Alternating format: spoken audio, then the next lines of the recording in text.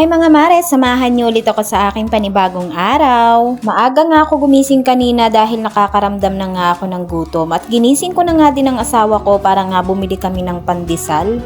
At pagkatapos ko nga uminom ng gatas at makakain ng pandesal ay eto nga at nagsaing na ako. Para naman sa pang-ulam ay magluluto nga ako ng munggo at lalagyan ko nga ito ng kalabasa.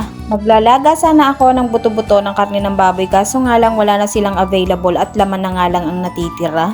Kaya bumili na nga lang kami ng halagang 200 pesos para nga maisahog na lang dito sa gulay. Sinalang ko na nga ang munggo para mapalambot at binalatan ko na nga din itong kalabasa at isasabay ko nga to sa pagpapalambot ng munggo. Mas gusto kasi ng mga anak ko at saka ng asawa ko na durog nga ang kalabasa at hindi buo-buo. At habang pinapalambot ko nga ang munggo ay naisipan ko ngang i-makeover nga muna itong center table na binigay nga lang sa amin.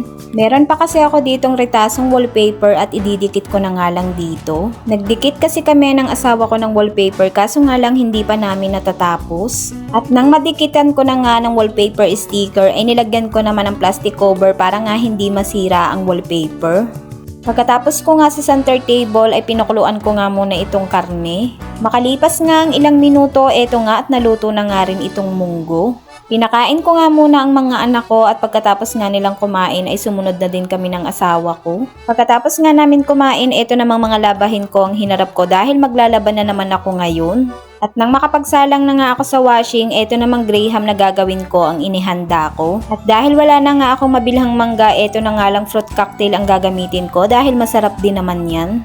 2 graham crackers na nga ang binili ko at saka 2 ding all-purpose cream. At mas maganda nga talaga kapag pinapalamig nga muna ito bago gamitin.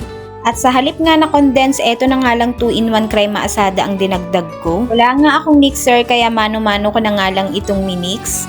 Nag-uumpisa na nga akong gumawa dyan nang biglangan dumating itong toddler ko at nasagi pa nga niya ang camera at muntik nang matumba. Kapag ganito talagang may toddler tayo tapos may ginagawa tayo ay kailangan nga nating kumalma at utu-utuin nga sila. Dahil kapag sinabayan nga natin ang inis at pinagalitan sila ay lalo lang silang mag-aalburuto at iiyak nga. Kaya ayan, kapag may ginagawa talaga ako, yan ang ginagawa niya. Minsan nakikisawsaw siya at minsan naman ay nanunood lamang. Napagawa nga lang ako nitong graham dahil napanood ko nga si Mami Roxanne na gumawa ng graham at natakam talaga ako.